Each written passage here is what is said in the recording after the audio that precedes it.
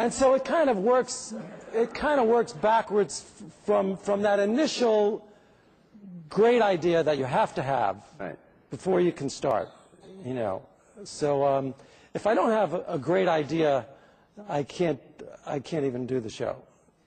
Well, but one of the things I think is fascinating, your shows, and it was true of Seinfeld too, have plots that tend to be very dense. A lot is happening, and you then bring it together at the end. I mean, is that like something you consciously are doing all along, like saying, well, I'll weave this, and then at the end I'll come to this end point? Yeah. I mean, it seems like it's a very challenging thing to pull off, but... It is. I first started doing it on Seinfeld, and I actually even remember the moment that it happened. It was in the Busboy episode. It was one of the very early shows, like the 6th or 7th show that we did. And Elaine was with this guy from Seattle. She wanted to get rid of him. And then George, the busboy, set the table on fire or something, you know. And then all of a sudden the busboy met the guy from Seattle in the hall, and they had a fight. I thought, oh, hey, the busboy can meet this guy in the hall. Well, you know, this is not, I don't think this is a new writing convention, but it's the first time it ever happened to me. So I kind of like that. And then that coupled with the fact that I had 4 people on the cast who I needed to keep happy. Right. I couldn't stand the actors kind of sulking around on weeks when they didn't have much to do. And they would sulk. So I thought, I'm going to give them all something really juicy every week so these guys can be happy, I'll be happy. And so all of a sudden I started to write 3 stories and then 4 stories. And even if I wasn't writing 3 or 4 stories, I had something for them to do, even if it was 2 or 3 stories. Everybody had something.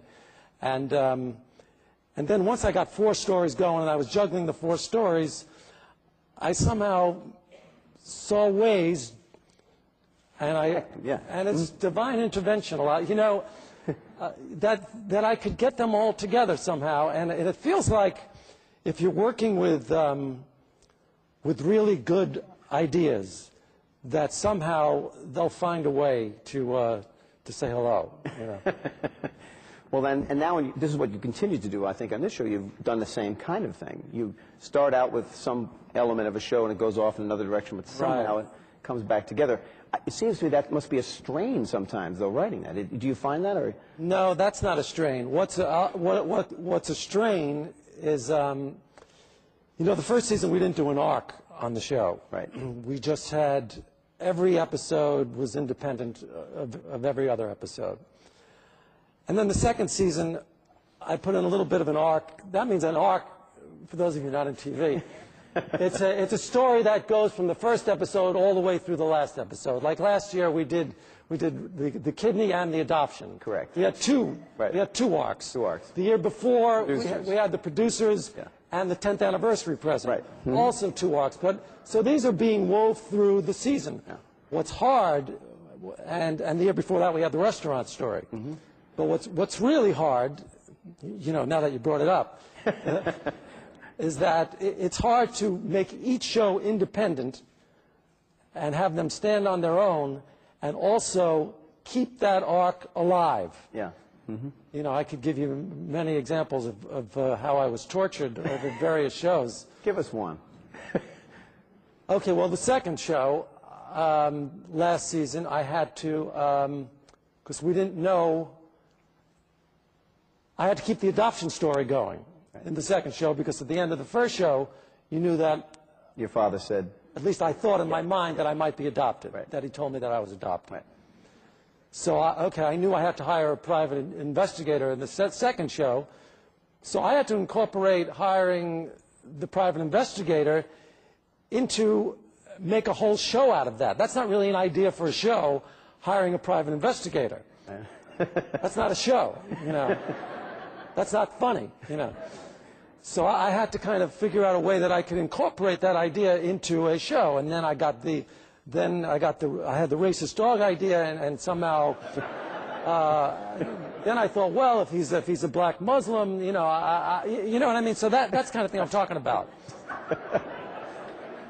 Well, that's one of the things that I think a lot of people really are amazed at, is that the shows that you have done, and especially the ones that are classics that we all remember, come up with such interesting ideas and things you would think nobody is necessarily going to think of. So, Well, that's the key. well, okay. Yeah, Yeah. that's the key. You want ideas that you feel like nobody else is going to think of. Right. But I wonder why you think of it, like how you think. Like, for example, I'll give you an example. Yeah, I'd like to know, too. I'll give you an example. For example, have you ever been like stuck in traffic and thought, I wish I was in the carpool lane, and so therefore you had that whole carpool idea? Did that come up in that sort of way, perhaps, or no? No. No. No, that actually was an idea that two friends of mine came up with and gave to me. Oh, okay. Yeah. So that wasn't even my idea. Even your idea, okay. Well, how about connecting the Holocaust survivor to the survivor?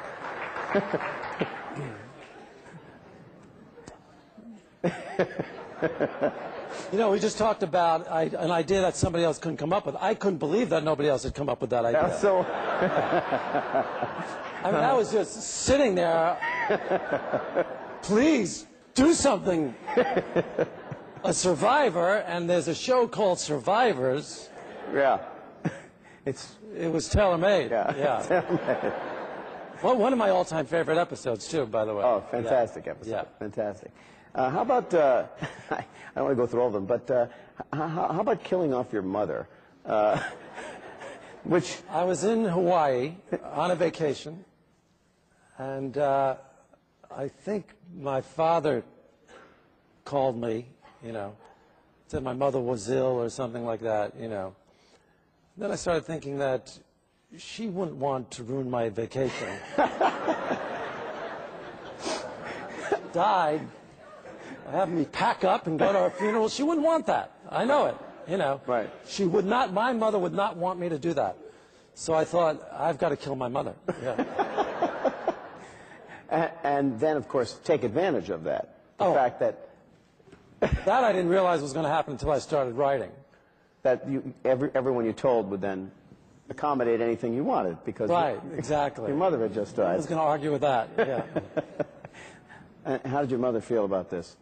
Is your mother around still? She's around. I didn't hear from my mother. She's not quite all there, but... Well, I remember that, didn't your mother, when you were writing the finale of Seinfeld, give you a hard time about it? What was it?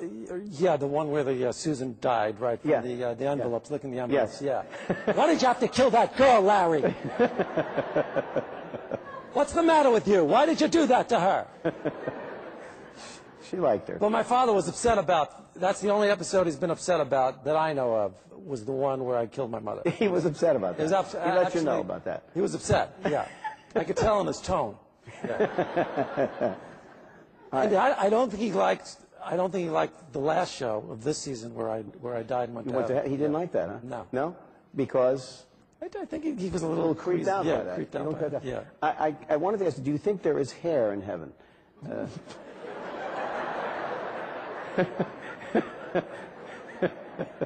Well, you know what? If there's a heaven, there's hair. Wouldn't you think that you're at your best self in heaven? Yeah. I would think so. Right. I was hoping for height in heaven. Yeah. So, You'll get it. you know. You'll get it. But since you brought, I think the move to HBO has been interesting because clearly you can do more. I would think you can do more than you could ever do at NBC, and you've really pushed that in kind of interesting ways. But have you heard any complaints about? Now, your dad didn't like that show, but Yeah. other complaints from people saying, "How can you do that? You can't. That's you deal with religion, and you've dealt with race and incest and."